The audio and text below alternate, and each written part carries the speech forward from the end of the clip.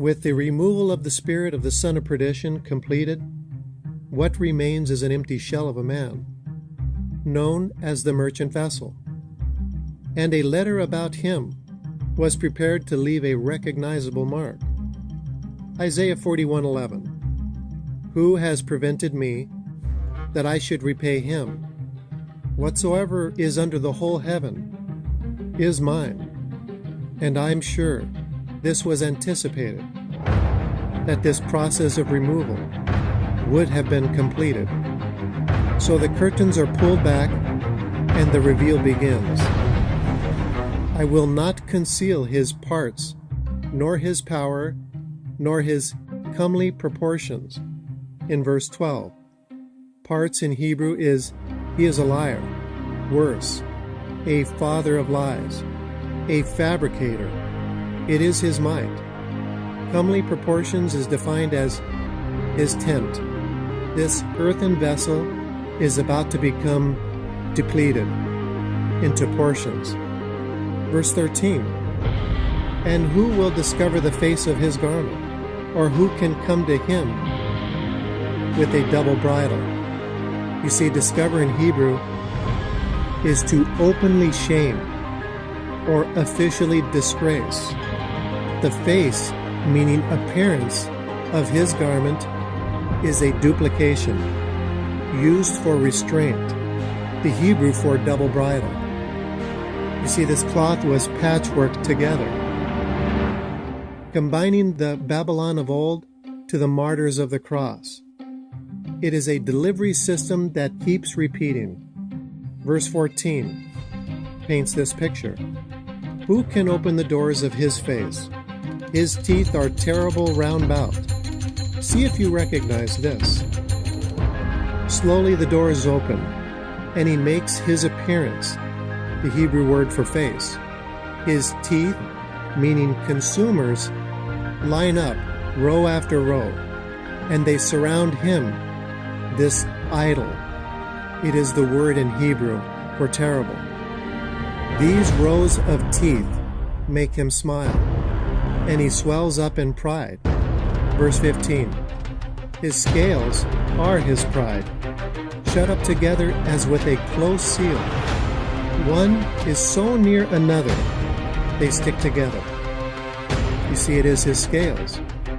With two root meanings in Hebrew, it is a bed of lies and a spread, or a valley with a covering. This defines this bed to be in the abyss. It is one and the same. And the tight quarters, filled with consumers, are like teeth. Verse 16 and 17. One so near another that no air can come between them. They are joined one to another. They stick together and cannot be sundered.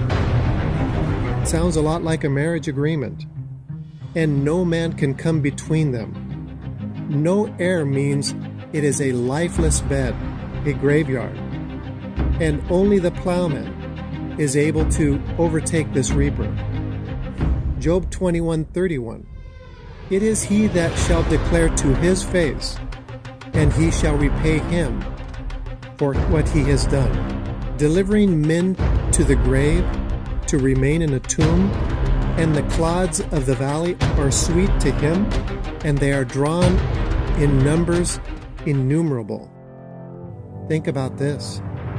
Piles of dust, or dead skin that falls away, considered by him sweet, and they continue to reaffirm their positions, returning us to Job 41:23. The flakes of his flesh are joined together. They are firm in themselves, and they cannot be moved. Truly, strong delusion. So how does the merchant vessel do this, you ask? Verse 24. It is his heart. As firm as a stone, yes, as hard as a piece of nether millstone. Simply put, at his center, he is firmly supported by Peter. It is the other half of him that is separated to the abyss. This shell on the surface is a vehicle, the Hebrew for millstone. And this vehicle or vessel has changed many times, but the driver has always been the same, Cephas. And nothing parallels this.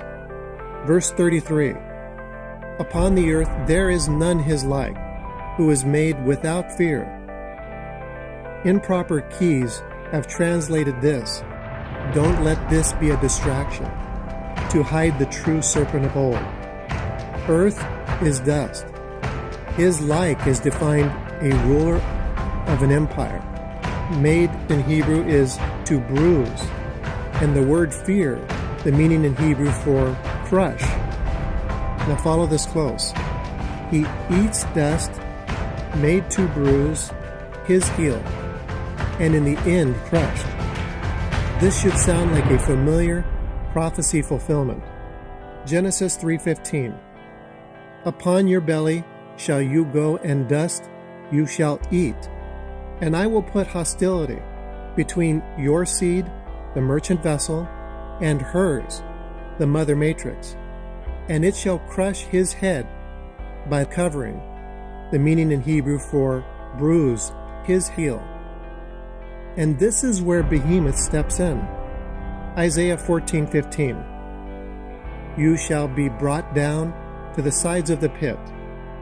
They that see you say, is this the man that made the earth to tremble, that made the world a wilderness, that refused to open the house of the prisoners? You will be cast out of this shell, as did the abominable branch, marked by the sword, that go down to the stones of the pit. Thank you for listening, and God bless you.